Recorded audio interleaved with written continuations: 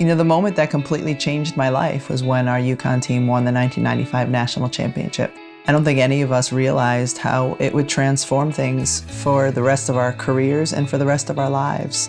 It was a whirlwind of an experience for me to move so quickly from the national championship with UConn to being with the national team. It was a rigorous schedule physically, it was rigorous mentally. So when we finally got to the Olympics, it's like, all right, finally, we're here. And the players knew not only were we expected to win a gold medal, but there was a lot riding on this in terms of a professional league. For the gold medal, it was excitement, but also some relief because of the pressure that was on that team.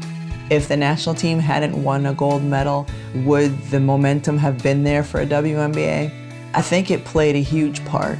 The WNBA was truly a dream come true for me. And then when we had our home opener at Madison Square Garden and there was, 15,000 fans there, and it was so loud that during introductions, none of us could hear our names. We were looking at our teammates so we would know who was supposed to run out to the middle of the floor.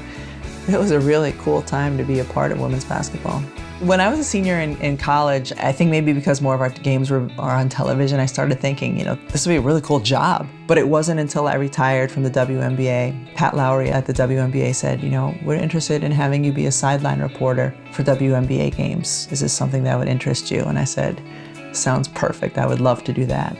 My mom was always driving me to focus on bigger picture things. She's like, all right, we have to figure out a way to give back. It was her idea to start the Ruth Ann and Rebecca Lobo Scholarship at UConn. She's the one who said, listen, minorities are really underrepresented in the healthcare professions. This is what we should focus on. And that's how the whole scholarship came to be. That's kind of who my mom was. She was a very thoughtful, caring, and giving person, and she instilled that in all of us.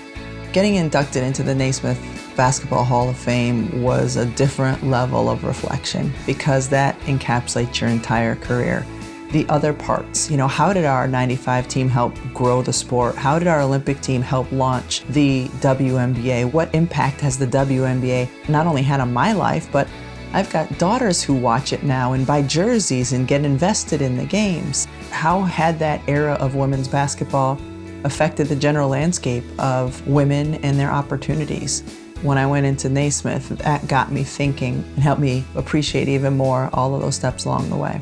I think the thing I learned as a college athlete that was more important than anything else in terms of the impact it would have on who I am is I learned how to really, really work hard. And I learned that from Coach Auriemma because good wasn't good enough. You had to be great. You had to be perfect if you could be. If I hadn't played for Coach Auriemma, I wouldn't realize everything that I could do. And the University of Connecticut played a big part in my life and who I am now and what I've been able to do. And I'm so thankful that I made that decision to go there. It was one of the best decisions I ever made, and the university is a special place. I'm thankful that I went there.